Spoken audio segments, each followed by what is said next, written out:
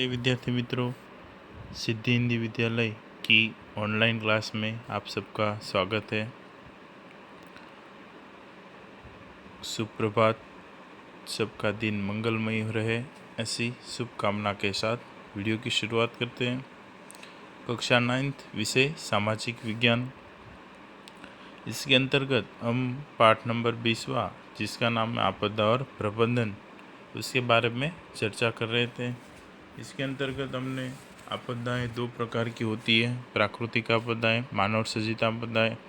उसमें से प्राकृतिक आपदाएं कौन कौन सी और मानव सर्जित आपदाएं कौन कौन सी, उनके बारे में जानकारी प्राप्त की थी। और अगले वीडियो के अंदर हमने प्राकृतिक आपदाओं के अंदर बाढ़ के बारे में जानकारी प्राप्त की थी कि किस प्रकार से बाढ़ आती है और बाढ़ आने पर हमें क्या करना चाहिए और क्या नहीं करना चाहिए, इतना उसके बारे में हमने जाना था।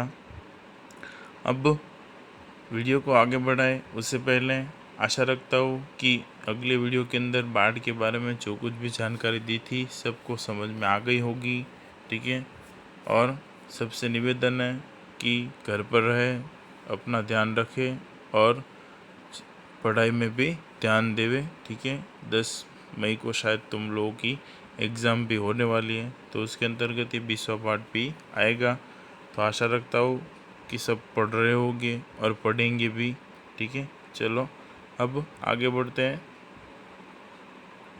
चक्रवात के बारे में जानकारी प्राप्त करते हैं। वातावरण में उत्पन्न विक्षोभ के कारण भारतीय उपमहाद्वीप में चक्रवात संयुक्त राज्य अमेरिका में हरिकेन, टर्नेडो, चीन और जापान के तटों पर टाइफून अत्यंत विनाशक रूप से आक्रमण करते हैं। वातावरण में उत्पन्न विक्षोभ के कारण तुम लोगों ने अगले 16वें पाठ के अंदर देखा था पश्चिमी विक्षोभ, वेस्टर्न डिस्टर्बेंस के बारे में, जेट स्ट्रीम। तो ये सब क्या चक्रवात लाने के लिए मुख्य परिबल है, जिसमें अमेरिका के अंदर जो आता है उसको हरिकेन और टोर्नेडो के नाम से जाना जाता है। चीन और जापान के अंदर है उसको टाइफून के नाम से जाना जाता है। ये प्रचंड वातावरणीय चक्रवात वायुदाब के असंतुलन से निर्मित होते हैं। किससे होते हैं? वायुदाब के असंतुलन के कारण। क्यों? कभी कभार समुद्र के अंदर वायुदाब बढ़ जाता है, तो कभी जो पृथ्वी वाला विस्तार है वहाँ पर कम दाब रहता है और समुद्री वाला विस्तार के अंदर दाब अधिक होता है। तो अधिक दाब होने के कारण क्या होता है, वो वायु कम दाब वाले विस्तार के अंदर जाते हैं, जिसमें वो समुद्र में उठ रहा है तो वो अपने साथ क्या करते हैं, पानी को भी लेके जाते हैं। और ये चक्रवात पानी के अंदर तूफान के तौर पर पानी को अपने साथ लेते। चक्रवाती तूफान जिन इलाकों से पर होकर गुजरते वहाँ बड़े पैमाने पर विनाश करते हैं। भारत के पूर्वी समुद्री तट और कच्छ सौराष्ट्र के समुद्री तटीय प्रदेशों में उनके विध्वंसक प्रभावों को अनुभव किया जाता है। और हालांकि अपने साथ पानी को भी लेके लोग बाहर जाते हैं, तो समुद्री तटीय विस्तारों के अंदर इसका जो विनाश है अधिक देखने को मिलता है, जिसमें पूर्वी समुद्री तटीय प्रदेश और गुजरात का कच्छ और सौराष्ट्र के जो समुद्री तटीय प्रदेश है वहाँ पर इसका अधिक प्रभाव देखने को या अनुभव किया जाता है।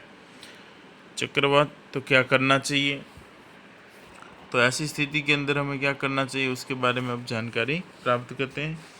तो आने वाला तूफान का निश्चित समय जानने के लिए रेडियो टीवी के समाचार सुनते और देखते रहे।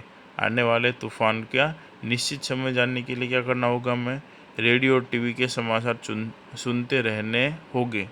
दूसरा, जिनके पास रेडियो हो वे अपने साथ अतिरिक्त बैटरी इस तरह रखें ताकि वह तुरंत मिल सके, और जिनके पास रेडियो हो वो अपने पास एक अतिरिक्त एक्स्ट्रा बैटरी भी रखे जो समय आने पर तुरंत मिल सके। ऐसी मोबाइल चार्ज करके रखें। साथ ही यदि पावर बैंक जैसे उपकरण हो तो उन्हें भी पहले से ही चार्ज करके साथ ले लें।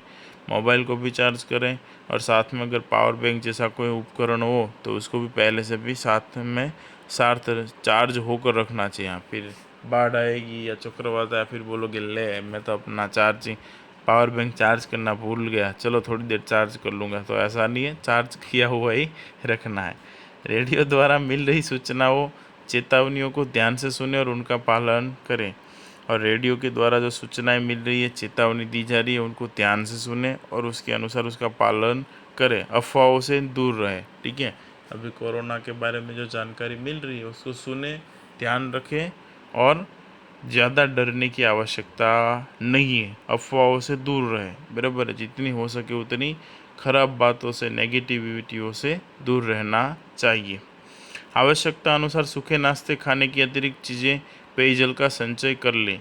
आवश्यकता अनुसार सूखा नाश्ता अपने साथ ले लें, खाने की अतिरिक्त चीज़ें भी ले लें, और इसके अलावा पीने के लिए शुद्ध पानी भी अपने साथ समेट कर रखें या फिर संचय करके रखें।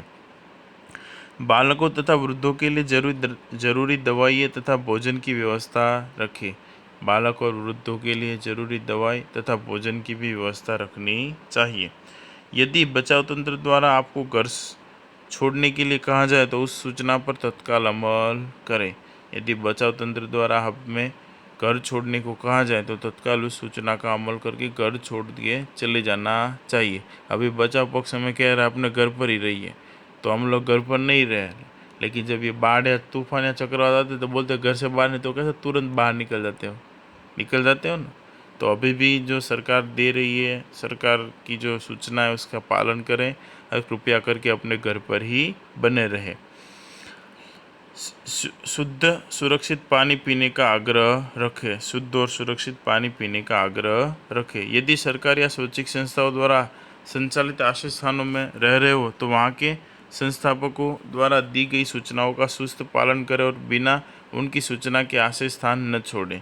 अगर कोई सरकारी स्वैच्छिक संस्थाओं में आश्रय ले रहे हो तो वहाँ पर उसकी सूचनाओं का पालन करके जब तक वो ना बोले तब वहाँ से बाहर ना निकले, और ना ही तो उनकी सूचनाओं का विरोध करें, उनका सहयोग करें।